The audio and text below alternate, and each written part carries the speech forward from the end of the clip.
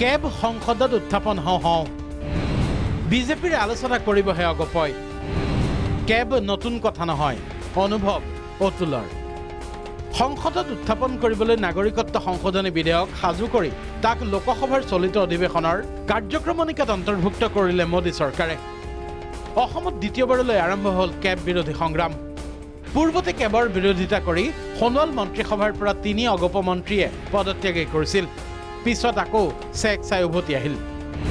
এইবাৰ কেবক লৈ কি হ'ব অগপৰ স্থিতি সাংবাদিকৰ প্ৰশ্নত নৰম খুৰ অতুল বৰাৰ কেব কেৱল অসমৰ কাৰণে নহয় সমগ্ৰ দেশৰ কাৰণে বিজেপিৰ সেই বাণীত আশ্বস্ত অগপ সভাপতি কেব বনাৰ কথাটো নতুন নহয় যেতিয়া যোৱাবাৰ কেব ৰাজ্যসভাত ননাৰ পিছত আপোনালোকে জানে যে আমি আকৌ লোকসভা ইলেকশ্যনৰ আগে ভাৰতীয় জনতা পাৰ্টিৰ লগত বুজাবুজিৰ নিৰ্বাচনত অৱতীৰ্ণ হ'লোঁ তেতিয়াও অৱশ্যে এই কথা স্পষ্টভাৱে কৈছিলে যে কেব অনা হ'ব কাৰণ কেবখন অসমৰ কাৰণে নহয় সমগ্ৰ দেশৰ কাৰণে বিগত লোকসভা নিৰ্বাচনৰ পূৰ্বে বিজেপি অগপক জনাই থৈছিল কেব আহিলে অগপক জনাব এতিয়াও সেই হাতে বহি আছে আঞ্চলিকতাবাদৰ ধ্বজাবাহী অসম গণ পৰিষদৰ নেতৃত্ব ভাৰতীয় জনতা পাৰ্টিয়ে খোলাখুলিকৈ এই কথাখিনি আমাক কৈছিলে এই কথাও কৈছিলে যে কেব যি ধৰণে আহিব আমি সেই সম্পৰ্কত আপোনালোকৰ লগত আলোচনা কৰিম আৰু সহমতৰ ভিত্তিত আমি কৰিম গতিকে আমি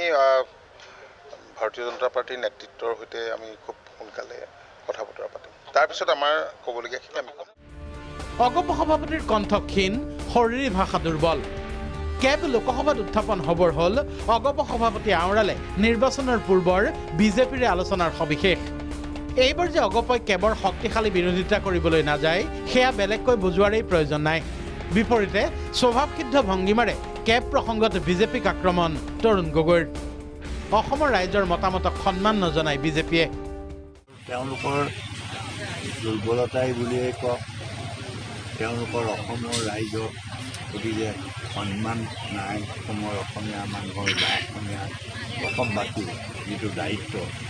মাটি ভেটি ৰক্ষা কৰাৰ কথা কৈছে আজি সৰ্বাংগখনৰ জুই লাগি অসমৰ মাটি ভেটি চবটো আজি অকল কেবেই নহয় এতিয়া ৰুমনিগড় গ'লেই ঠিক কাইলৈ ACB যাব ঠিক নেপকো যাব সেই কাগজৰ ফলকেইটা গ'লেই